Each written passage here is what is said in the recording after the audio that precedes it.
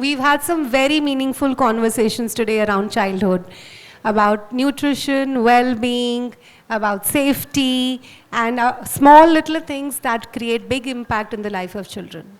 And when we talk about happy childhood, it means a lot. Happy childhood is not just about making children comfortable in school, but it's a lot more than that. It's about if the child is curious, if the child is confident, whether the child has the ability to take risks, whether the child raises his hands and can ask questions, whether they can think out of the box, and whether they enjoy learning, whether they love coming to school. So it's a lot more than that. These early years, children are not just learning letters and numbers, and they're learning quite a lot more. And as parents today, sometimes we feel very overwhelming. I'm sure they've also heard about parents getting a bit confused about which school to choose, what curriculum to choose, with so many approaches, so many philosophies available. What exactly is right for our child, and what should be the right approach? Today, along with Mr. Mahender Reddy and Dr. Kondal Reddy, we're going to be digging deeper into these aspects. Also understanding how early childhood leads to a stronger future in the long run, and what should be the right approach altogether.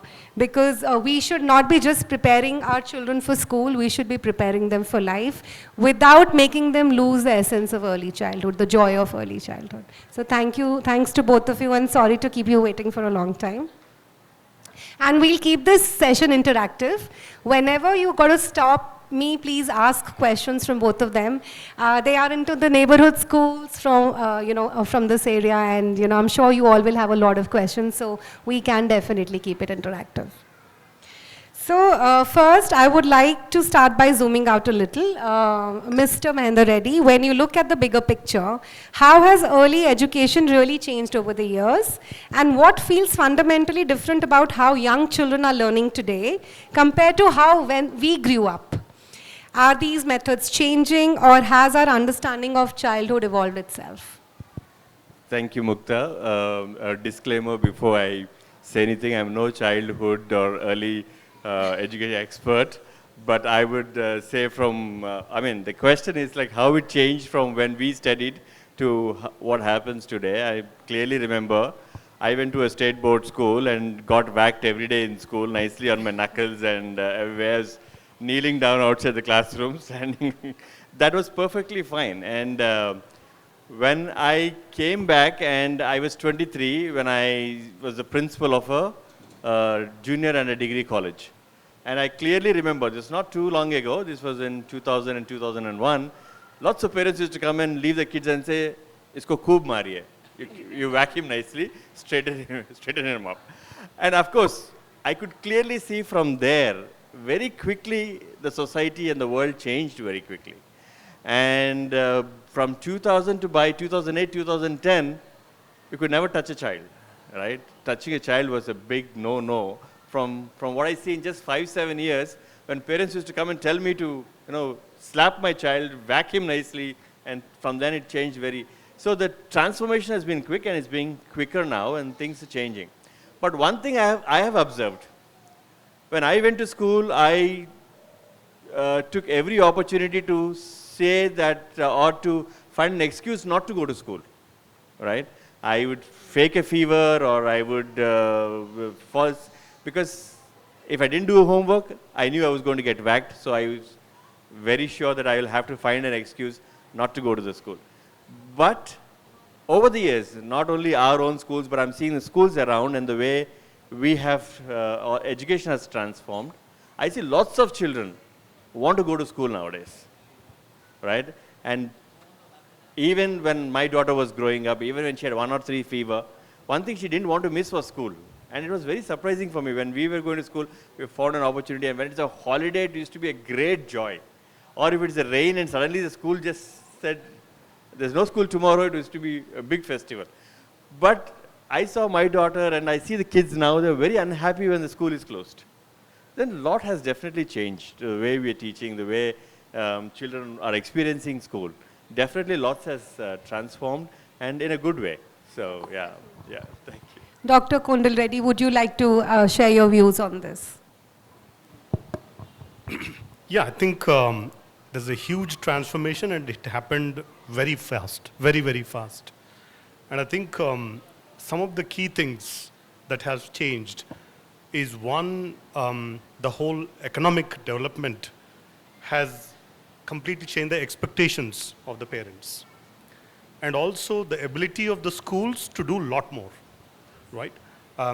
If you look at this particular, early year school, what you have here, I don't think in 30-mile radius, 30 years ago, 40 years ago existed, right?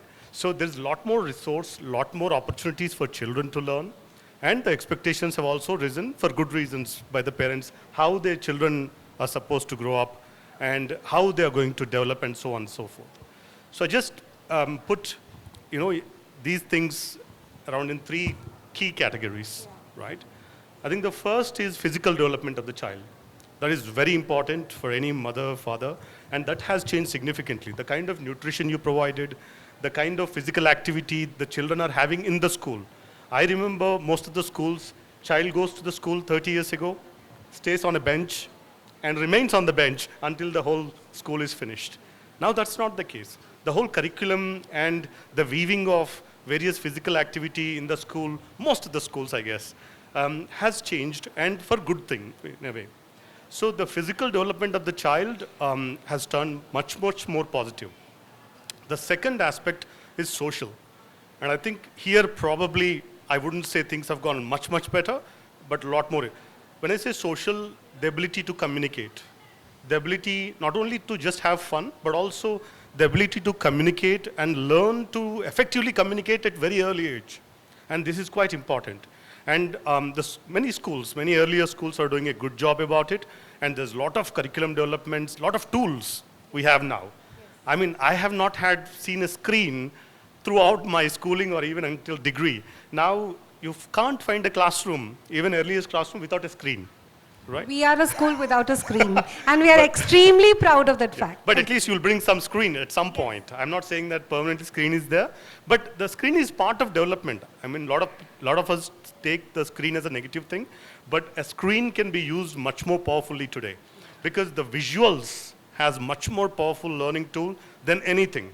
Visuals have a lot more storytelling power than reading and writing, in fact. I'm not saying don't do the other things. So I think physical, social, and finally the emotional part. I think the schools we're not doing a great job as educational system on the emotional part. So I think that's where a lot of work needs to be done. The emotional intelligence, the ability to withstand difficulties, the ability to withstand certain pressures, I think that's going backwards compared to 30, 40 years ago. And that's where I really believe a lot of work needs to be done by teachers, by schools, by earlier schools, and so on. So what I mean by emotional intelligence is ability to be self-aware, right? We're talking about happiness, but just I will ask a simple question. How many of you go to gym in the morning? Right, good. A few people. How many of you actually feel happy waking up to go to gym? Before you wake up, you are trying to wake up, are you feel happy? Right. While you are doing the gym, are you feeling happy? How many of you feel happy after you finish the gym and later on, oh, I did the gym today? Most of us feel more happier thinking about it, right? So happiness is not just about going through a fun part or the process itself. It's more of a memory and what we feel about what we have achieved, what we have done. Right? So we need to think very clearly. If the child is going through a little bit of difficult or challenge in the school, designed, don't think that they're not going through a phase of happiness. It is part of feeling happy later on. So I think we need to bring that real happiness where they develop the physical, social, and emotional intelligence while they are growing up. So I think many parts we have done a great job in the last 15, 20 years compared to historical. But some parts, especially on the emotional side, I think we need to learn from history and do more. That's very well covered. I think the times have changed from when we used to focus on content to thinking, to emotional intelligence as rightly covered. And if we make our children self-reliant and, give them the ability to think for themselves, to take decisions themselves, I think they'll be able to conquer any difficult situation in the future. So thank you. I'll move to the next question, and before we go deeper, I would want to pause and look at the bigger picture. When you think about it, how has early education really changed over the years? What feels genuinely different about the way young children are learning today compared to when we were in school? Are we only updating the methods, or has our understanding of childhood itself evolved? Because in the early years, I mean, like, in the olden days, early years was not considered as a serious business, right? So according to you, has the early childhood education over the years evolved? Yeah, of course, like we said in the previous question, it's definitely evolved. And like all the earlier speakers also said, it's now a serious business, early years. And before we had this conversation, we were talking, and Dr. Kondal Reddy was telling the first year of his own child's education costed as much as his entire education costed, right? So that is definitely a serious business now. Yes, yes, yes. Yes. Actually, it's 1 month. Sorry, thank you 1 for month. It's 1 month fees in the UK, not here. 1 month fees was equivalent to my whole fees until undergraduate education. Yes, yeah, yeah. So definitely there is a lot more awareness, there is a lot more science that's available, there's a lot more talking and discussion that happens around, and it's more scientific now. I always bore my staff talking about something called exploration and exploitation. When we are children, when we are young, we tend to explore. But as we grow older, we stop exploring, we start exploiting because we have some knowledge, and we start working on that knowledge and start exploiting, right? As long as we keep exploring and we let our children explore, and then it has a long-term effect, right? In the past, it was less exploration, it was more exploitation. This is the information, this is the knowledge, either you mug up, you retain, and you reproduce. That used to be the way probably we all learned. Yeah. Today, it's more of, okay, what do you think? There is no one answer to a question. There could be multiple answers. And we have seen in our own experiences, children come up with amazing perspectives to every question. And some of the international curriculums, either it's Cambridge or IB, they have very innovative subjects like global perspectives. So children get to have their own perspective on everything. So definitely it is changed, and it is rightly so, because that's what is required going forward. Thanks. Thank you. So parents today aren't just chasing achievement, they are also looking for balance. They want their children to be ambitious, yes, but also grounded and emotionally secure.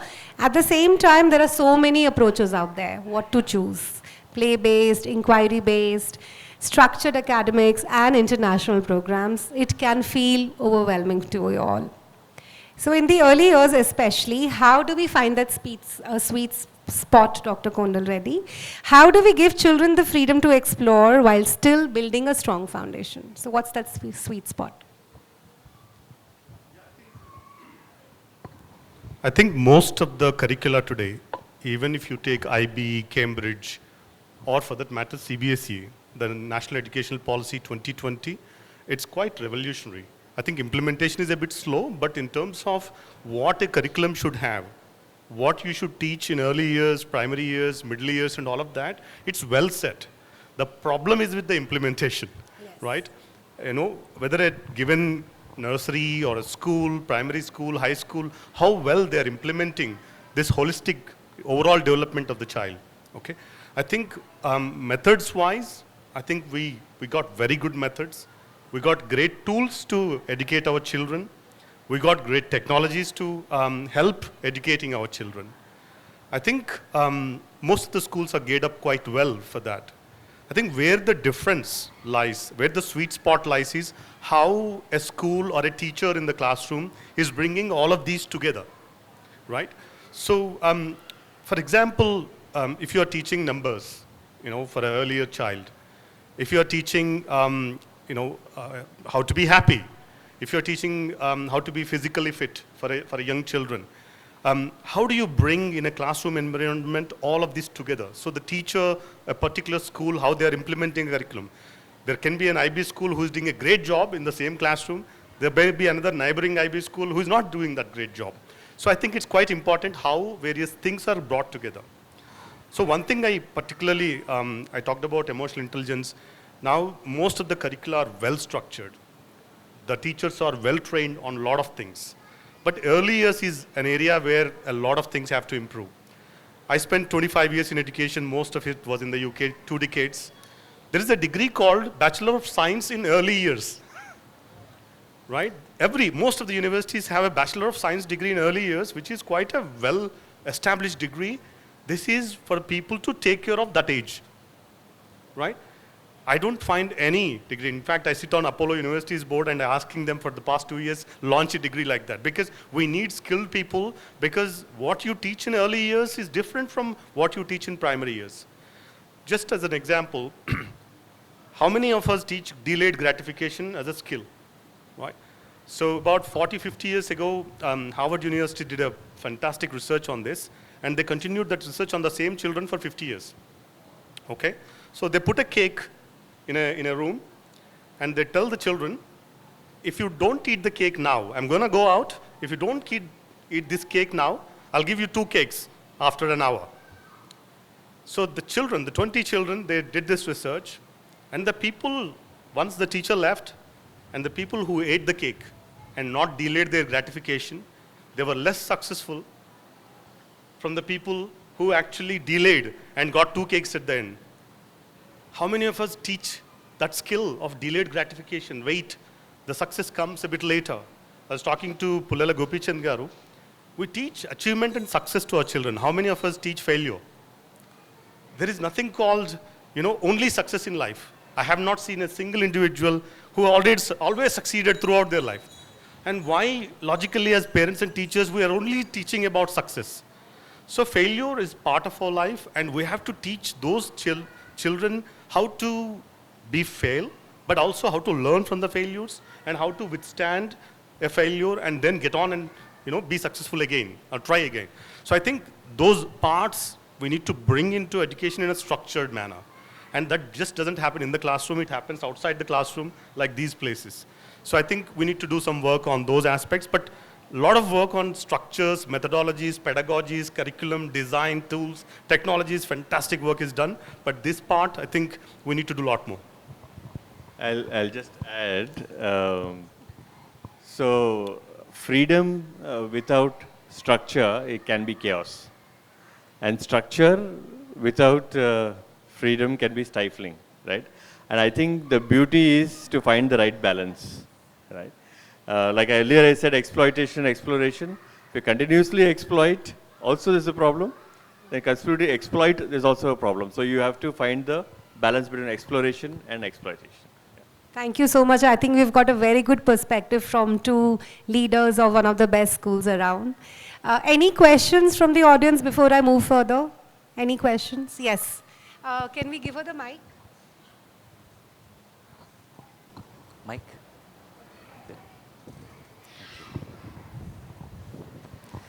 Please start with your name. Thank you. This is Divya. My son is almost 5 here in PP1. For the past couple of months, imagining myself and my son going through a process of getting into a grade school is making me anxious, because there are too many things to take care. The traveling part, the other than the main parts, the curriculum and everything. But I have a couple of questions to ask.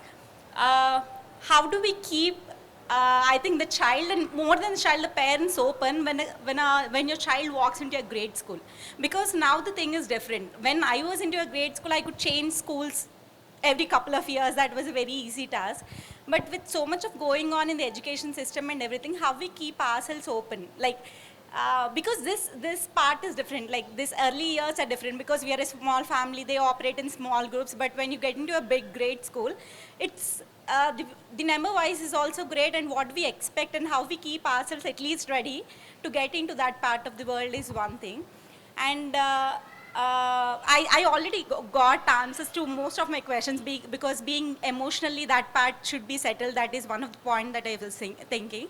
But the main part is how do we keep ourselves open, or how do we, like, open or ready to whatever extent before jumping into that part of the world. Yeah, thank you.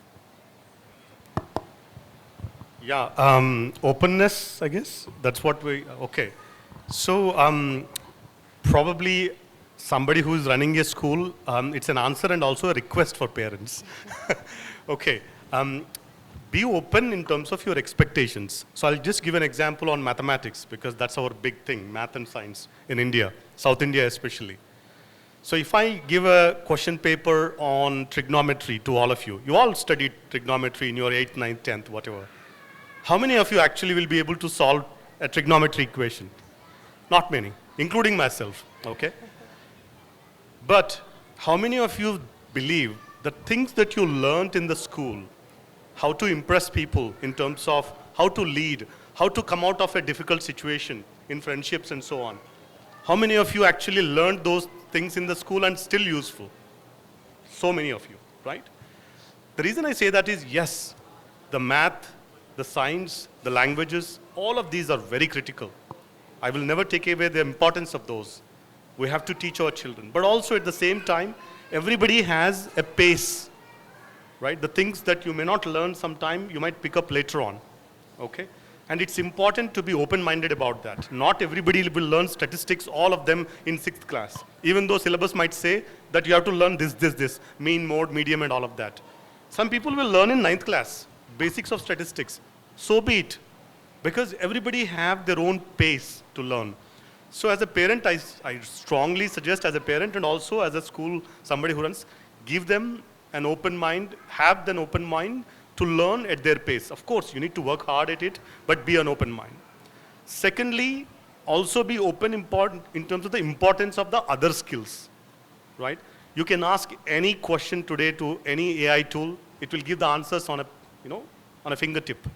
So the skills that you require today may not be the skills that you would require. I still remember a guy in our village. It's not far away from here, by the way. My village is just nearby. He used to remember the currencies of all the countries, capital cities of all the countries in the world. Right? He memorized. And he was not greatly successful in life. Right? 40 years ago, I still remember this guy was like famous in our village. He can tell any capital city, any currency of any country. What use is it today? Nothing. So be open-minded in terms of the changing world. Children have their own pace to learn. Children will learn at their own pace. Doesn't matter what you do. Yes, you do work hard. You do push the children, nudge the children towards being good in academics. So that's the first thing, pace of learning. The second, open-minded about other skills that are very critical for life. Very, very critical for life. So I would put those 2 pens on the table from my side.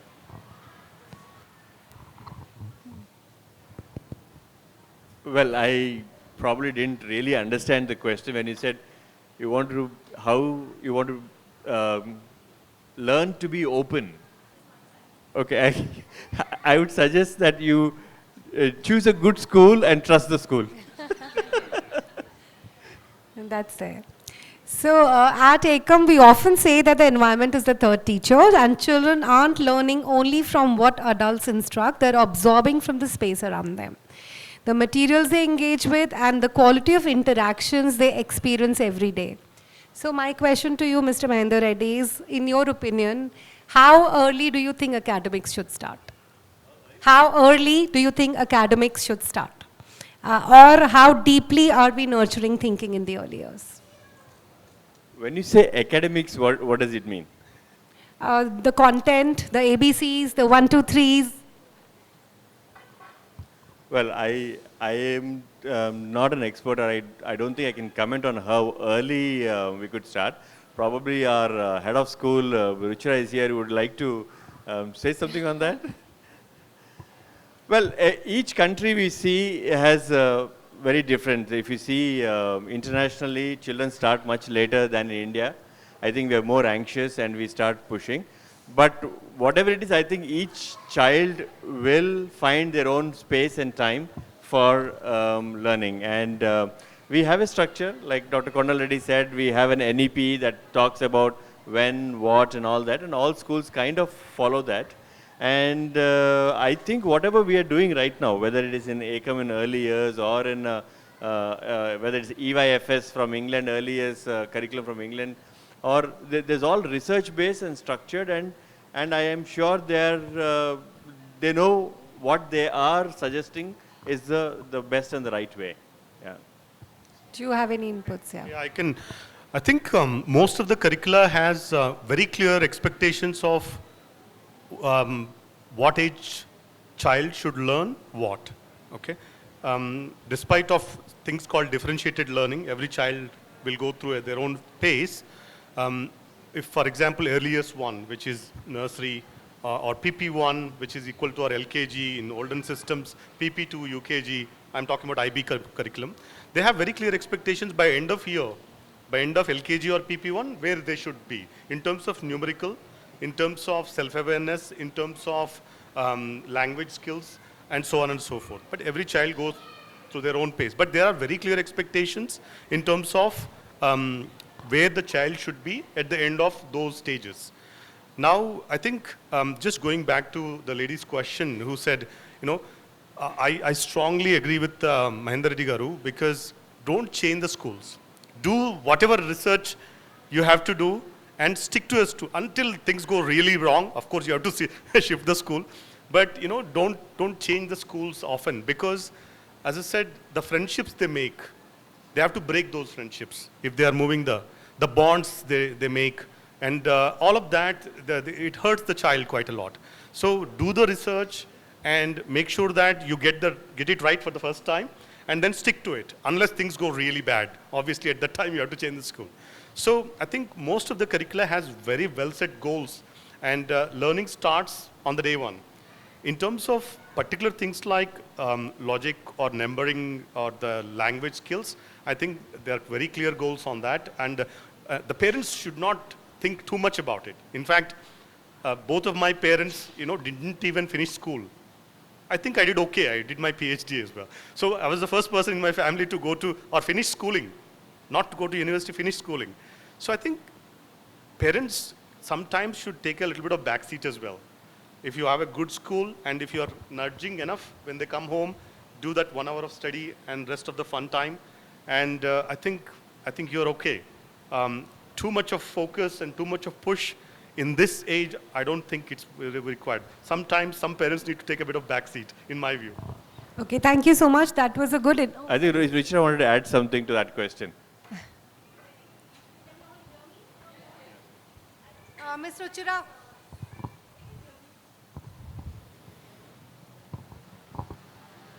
So my name is Ruchira. I'm the head of Sancta with Mr. Mahender Reddy.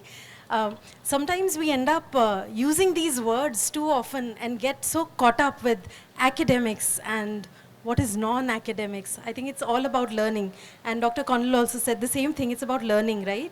So the child is going to learn from the time they are born and the time they come into the world. And the way schools plan learning, I mean, it's not that they're looking at when should the child start A, B, C, D. All of that will happen gradually because we all want that to happen as well. But it's the learning that's most important. And we talk about learning through the environment, like you say at Ekam, that environment is the third teacher. When you're feeding the child or when you are playing with the child, a lot of academic learning is also happening. A lot of children come to our school already knowing the numbers, more than numbers these days, I think the capitals and names of countries, little kids know already. So I think you're doing too much of academic learning, which you shouldn't be doing, and leave it to the schools to do it at the right time.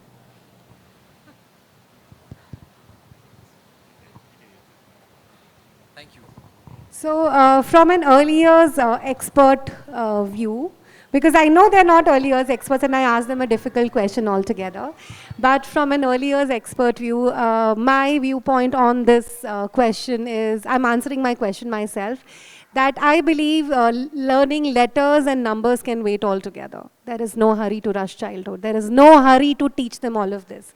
Because early childhood is that window where children need to be equipped with skills to face the world. They need to be taught values, they need to be taught critical thinking, they need to be taught confidence, they need to be able to think creatively. Once that takes place, Numbers and letters can learn anytime, even if they go to grade 1. That's absolutely fine. So our focus in the early years has to make the child a good human being, a good citizen of the world, someone who has the ability to take risks and be emotionally sound. Because if you are that, you can do everything else later on. And we know the career paths have been changing altogether. It's not the engineers and doctors who are the ones who are earning a lot of money and getting high paid salaries. It's a lot of other people also. So we need to equip our children because career paths are changing at every point. And we need to also ensure that our children are in the right company, in the right environment, in studying in the best schools, because you are actually an average of the 6 people that you spend the maximum time with. So environment is very, very important, and choose the best schools. You want to add something? My last question. Let's shift the spotlight for a moment to the parents in this room, and many of you are navigating pressures every single day, comparisons at birthday parties, conversations at school gates, that subtle race to start early. It can sometimes feel like childhood has become competitive. That there's often that lingering question in the back of our mind, if I don't push now, will my child fail? Will my child become behind than what the other children are really like? So, Mr. Mahender Reddy, what would you say to parents who carry that fear, who worry that not accelerating academics in preschool might close doors in the future? And if we step down away from marks, rankings, and early milestones for a second, if you had to choose one quality that truly predicts long-term success and fulfillment, what would that be? And after that, Mr. Kondal Reddy, Dr. Kondal Reddy can answer. Thank you so much.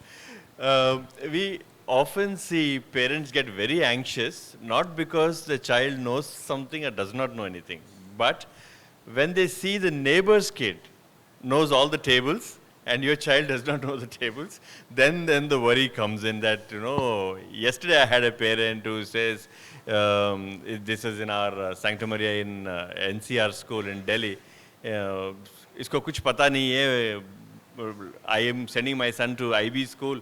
The neighboring kid goes to CBSE, that he can rattle off all the tables, and you are not teaching my son tables in the school.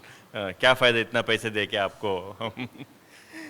So, I said firstly, A is, as parents we should stop comparing our children with another child, even in the siblings, right?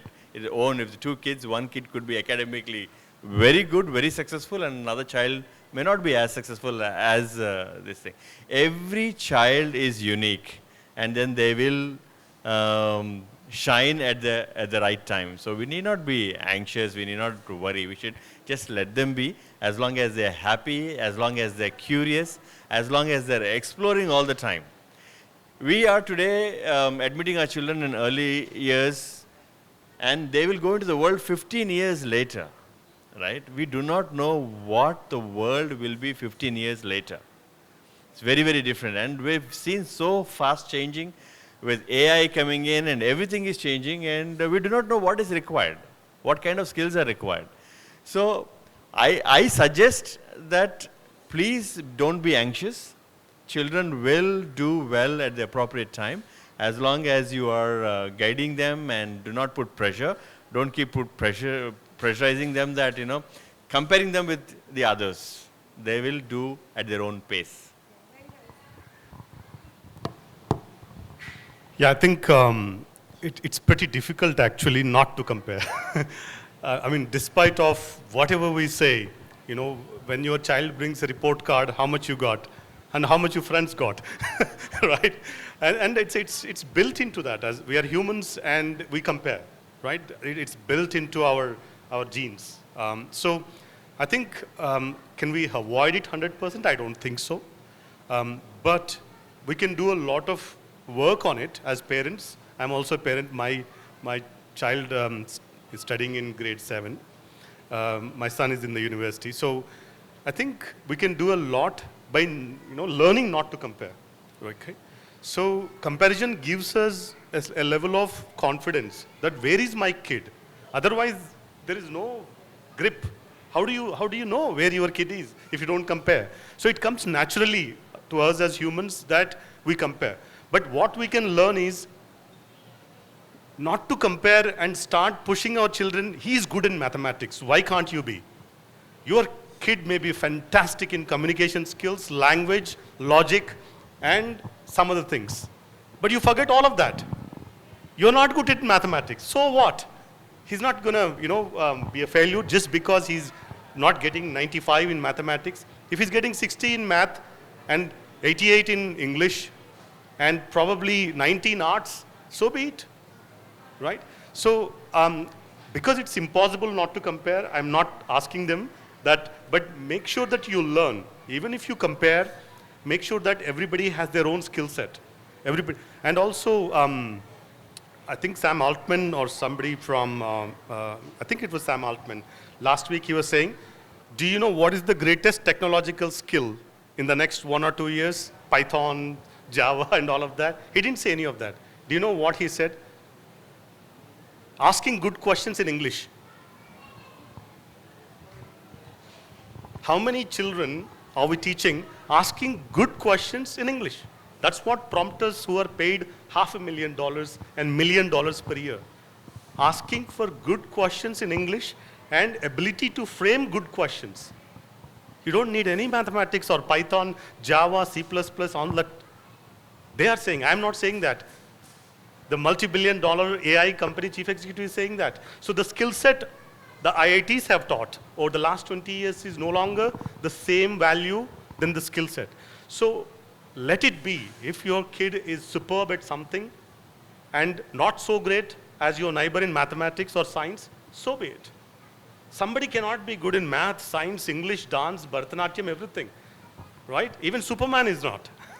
Okay, so my request is that try not to compare, but I won't ask that. But even if you compare, identify what your kid is great at and push on that area, and he will find or she will find some career in that area. There are plenty of careers.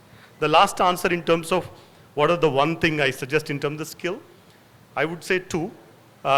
One is communication skills and two is resilience.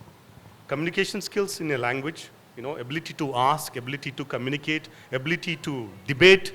I think that's going to be a fantastic skill which will never die. Doesn't matter AI or some other tool, doesn't matter what comes. If you have great communication skills, you'll do something in life. I strongly believe that.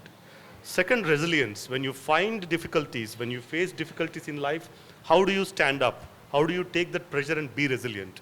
So those are the two skills I would suggest any school, any parent, or any teacher to teach. Thank you. Thank you so much.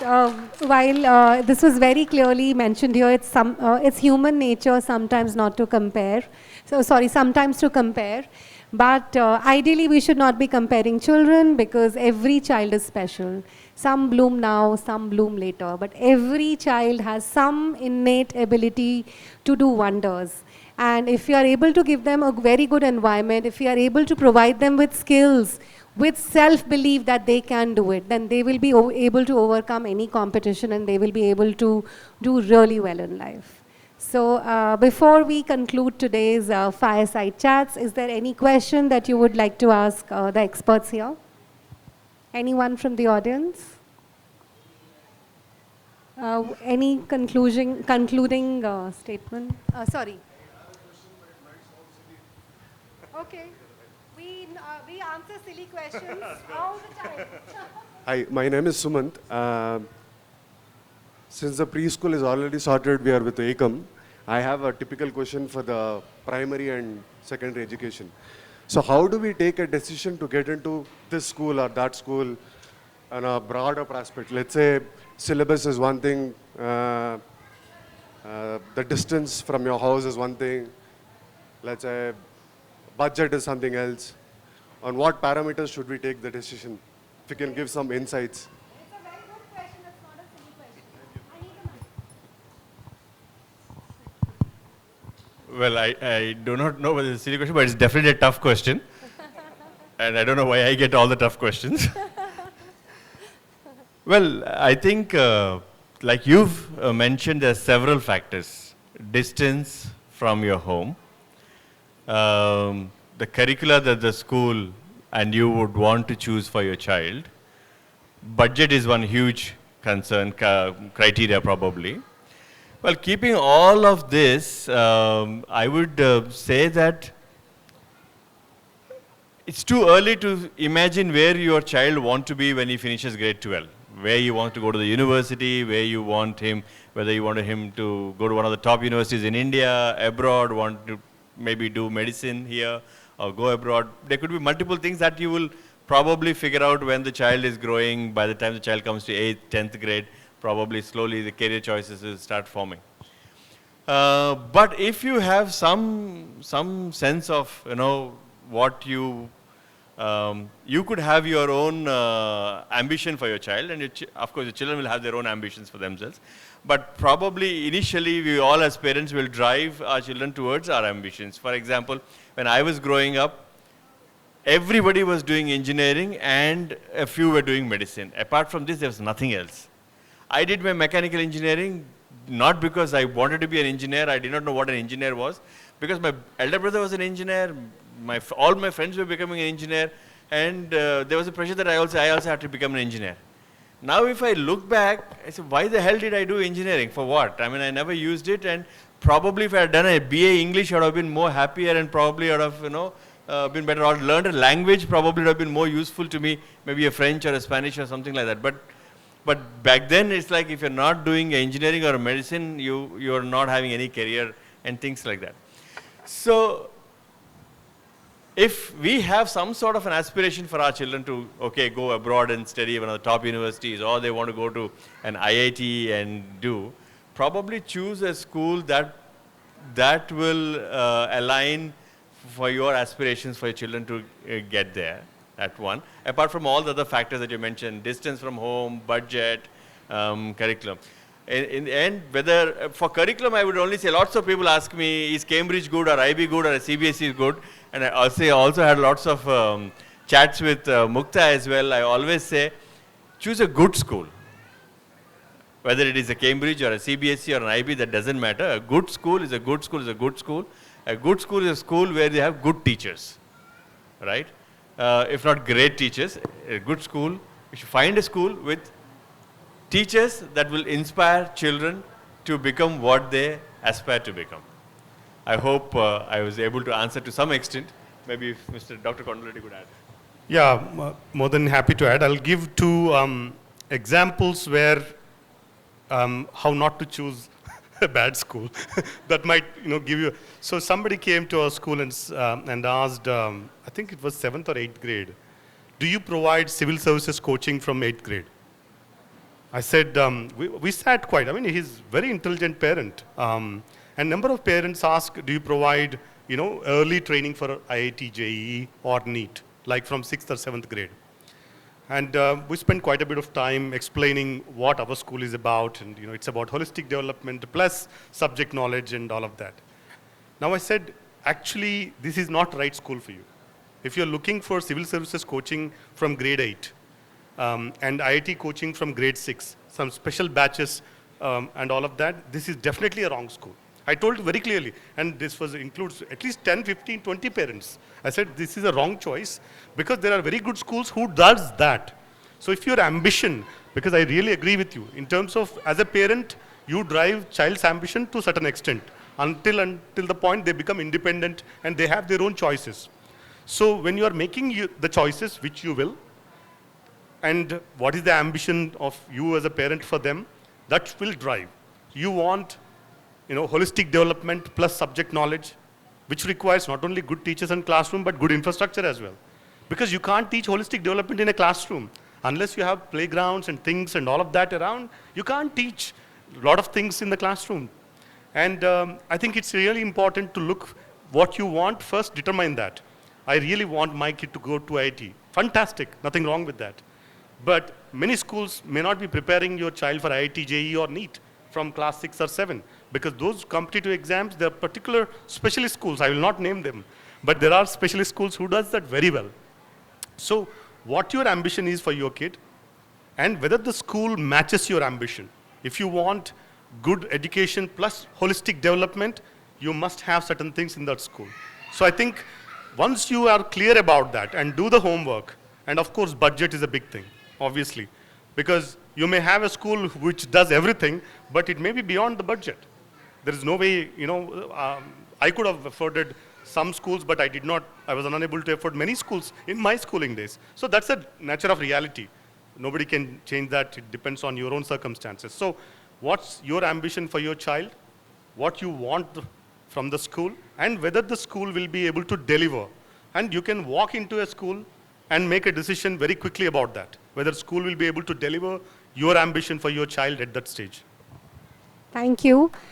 Being an educator, I would also want to answer this question because I have a lot of things that are going on in my mind, and a lot of parents come and discuss that these questions with us also because we're in early years setup, and parents have to choose school from grade 1.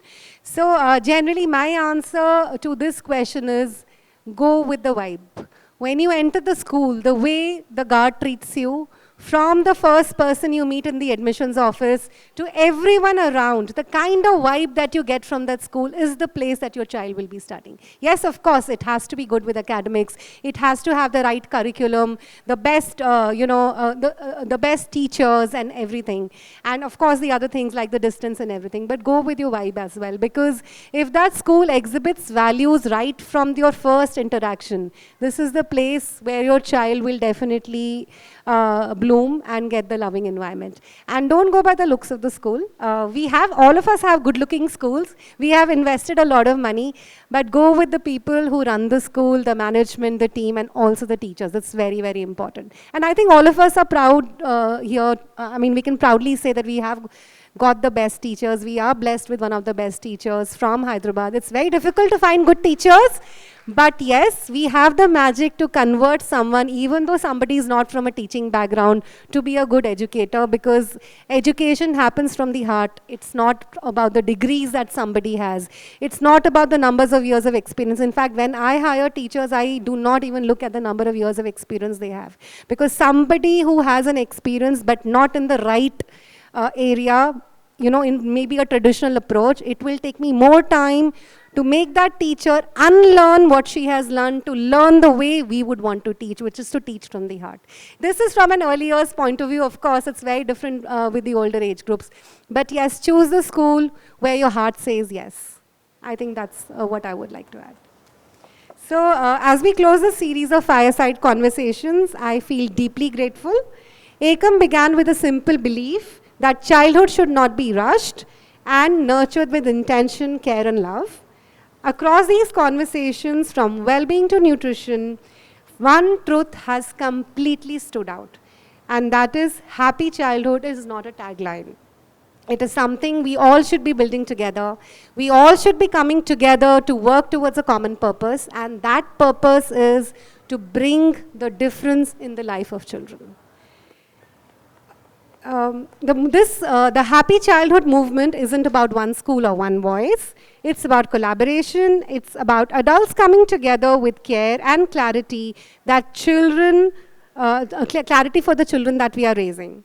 So to all of you, thank you for showing up. Let's keep learning. Let's keep reflecting.